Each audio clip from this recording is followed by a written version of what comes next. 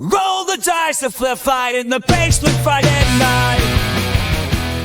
Good morning, friends. Welcome back to the channel. I'm the GM Philosopher, and today we're talking about how you as a GM can make D&D special for your players, and we're going to talk about what makes D&D special. How can a GM make D&D really special for the players? This is the big question we're going to ask.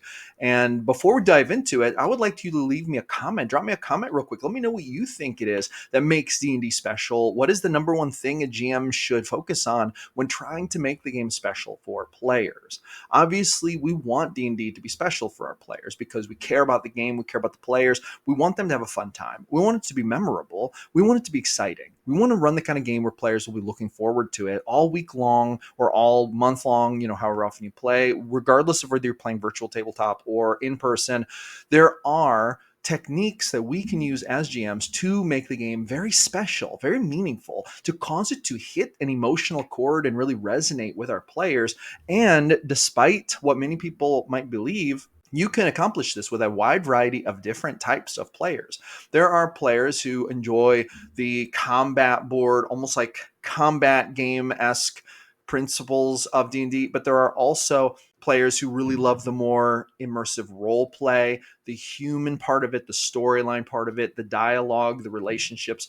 This is a big spectrum of things within the game that you can use, and all of it is relevant, and different players may prefer different things, but guess what? You can actually appeal to a wide range of players. Maybe not 100% of players, but 95% of players with just a few simple techniques that will really help you to make it special. And the reason that I'm saying this is because as GMs, this should be perhaps our number one goal, is to run a campaign that's actually memorable and special for our players. So how do you do it? That's a great question. And I have 3 tips for you today. This is going to be very simple, nothing fancy. I'm just going to tell you about these tips. So tip number 1, you have to engage your players emotionally. They have to emotionally care. How do you do this? A lot of the times this is accomplished through NPCs, but it can also be accomplished through pets. It can also be accomplished through your big bad. Really, any living, breathing, acting entity within the game that can interact with the player character could be something that spurs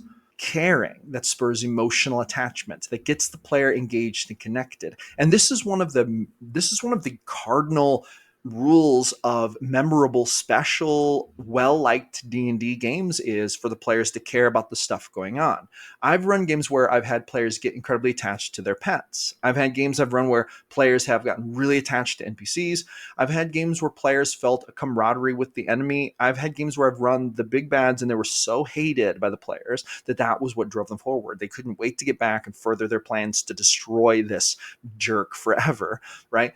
However you do it, no matter what avenue it comes from, and it will probably come from many different avenues, and it will be different for every player. But as a GM, it is one of your primary objectives to get every player emotionally connected to the campaign through interactive elements, which are usually either NPCs, pets, big bads, or even magic items like sentient magic items, other animals, whatever. This is probably the number one way to make your games exciting and memorable. But that's not the only way. By the way, do you struggle to come up with plot arcs on the fly? If so, I have the perfect tool for you. It is called my Ultimate Plot Randomizer. It is a free ebook. When you join my email list, you can download this for free. You'll get the link in your first email. It contains 4 D100 tables that will let you roll random plot arcs whenever you need them. Roll the hook, the conflict, and the conclusion, and even add wild and wacky stuff all right there. Download this, print it out, add it to your tool collection, and you will never go without another plot arc again. I give this away for free to help you create awesome plot arcs just like I do. I use this in almost every single session, and you are not going to want to miss out on this, so make sure you grab this. Let's talk about method number 2. Method number 2 is give players reason to be excited for the future in the game. Okay, so this can be accomplished by a lot of things. A lot of times players will start projects in game. Maybe they start to build a home base, or maybe they start training their pet, or maybe they start recruiting NPCs to build like an army, or maybe they get a driver and they're upgrading their carriage. Whatever it is, players are going to have stuff going on in the game that they care about. They're going to be working on stuff. This is going to be identifiable by what the players spend their time on. For example, I'm playing in a game right now on Discord with another really awesome GM, and my character that I'm running is a bard who's all about merchandise and commerce. He's like a capitalist, and so he wants to become a big merchant someday. So he has like invested quite a bit into like charisma based things. For example, for his magic items, instead of choosing weapons, he chose I think it's called a chest of preservation, which preserves food for like indefinite lengths of time.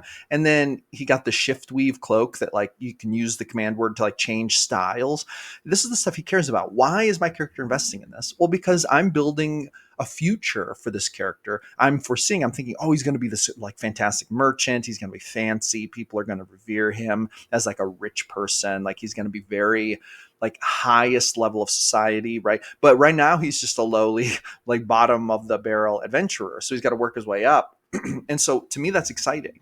And when the GM facilitates these things and dare I say even helps the player to build up the future for their character, to give them hope for that, this is really meaningful. And there's a certain point to where a GM should be reverent about this to a point. Like, for example, we don't want GMs to come in and just like destroy things, ruin things, take things away from players. Now, obviously bad things could happen, but when a GM sees that there are important things to the player and that they want the player, or that the player wants to build things, invest in things, make things fun for the future, the GM, in my opinion, should treat this with a certain level of reverence. They should understand that that player character is going to go to great lengths to be watching for danger to their investments. And then they should maybe give them notice if things could go wrong. It's like, hey, you've noticed that, your chest of preserving, you notice kind of like, ironically, there's kind of a lot of theft around here.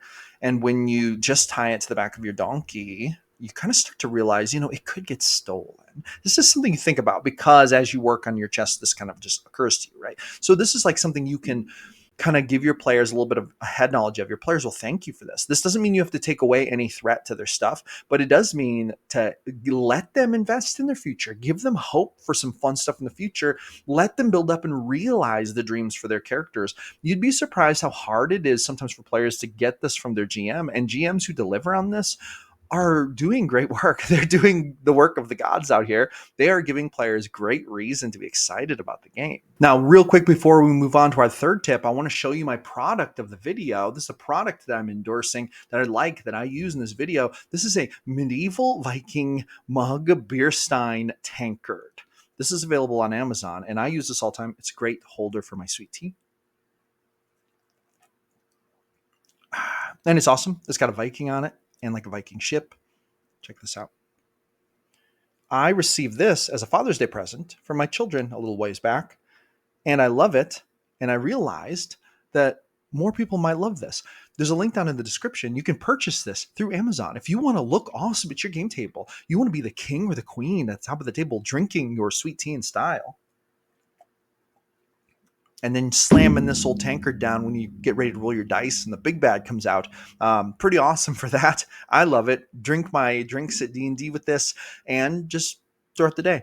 Now, I am a qualified Amazon affiliate. So if you click on the link down in the description and take a look at this or purchase something else after clicking on the link, I could earn a small commission at no additional cost to you. This helps to support the channel, and you get an awesome mug to drink sweet tea out of while you game. So anyway, featured product of the day, medieval Viking mug beer stein tankard. All right, let's get on to point number 3.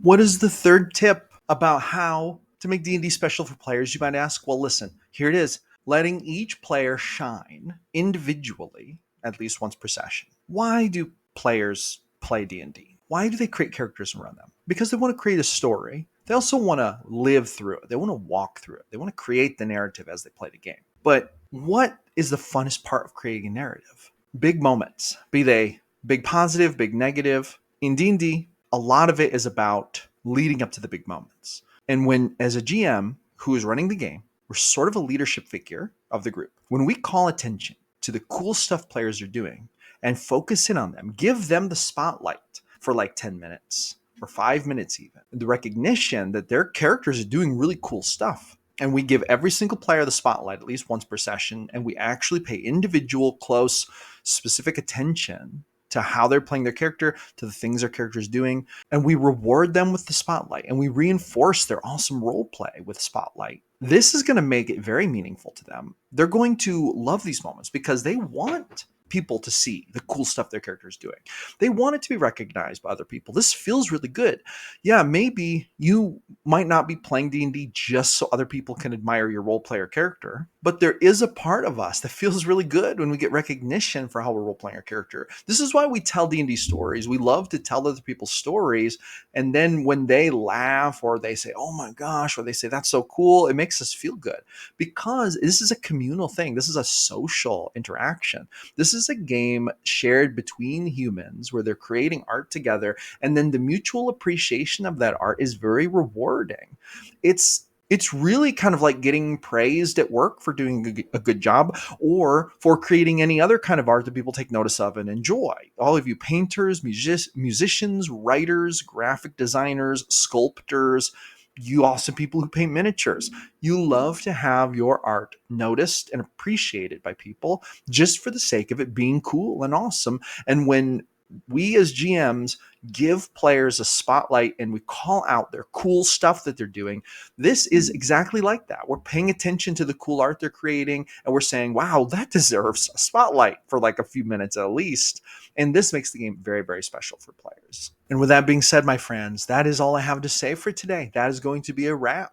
That is how you make D&D special for your players, and how you make them excited for every game and make them want to keep coming back session after session to do cool, awesome stuff at your table. Hey, listen, thank you so much for listening. Drop me a comment. Let me know what you think. Do you agree with these points or disagree? Or do you have anything to add? I'd love to hear it. Don't forget to hit the link down in the description to pick up your medieval Viking mug, beer stein, tankard, so you can drink your sweet tea while you play D&D. And also supports the channel, which is awesome.